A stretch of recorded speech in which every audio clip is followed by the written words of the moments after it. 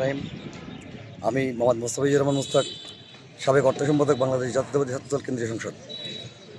আগামী 25শে ডিসেম্বর সকাল 10টায় কুষ্টিয়া জেলা বিএনপির নতুন যে কনভেনিং কমিটি এসেছে, এই কনভেনিং কমিটির উদ্যোগে খোকসা উপজেলা বিএনপি ও খোকসা পৌর বিএনপি নেতৃত্বে দীর্ঘদিন পরে বাংলাদেশ জাতীয়তাবাদী দল বিএনপির খোকসা উপজেলা পৌর শাখার সম্মেলন অনুষ্ঠিত হতে যাচ্ছে।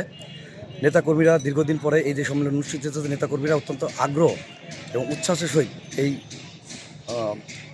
সম্মেলন সফল করবে এবং তারা দীর্ঘ প্রতীক্ষার পরে আমাদের যে একটা সম্মেলনের মাধ্যমে আগামী দিনে বিএনপির নেতৃত্ব জনাব তারেক রহমান নির্বাচনের মাধ্যমে যে কমিটি গঠন করার যে প্রক্রিয়া হাত দিয়েছেন, সেই প্রক্রিয়ার ধারাবাহিক অংশ হিসাবে আগামী 25শে ডিসেম্বর সকাল 10টায় খোকসা উপজেলা বা পৌর বিএনপির সম্মেলন অনুষ্ঠিত হতে যাচ্ছে।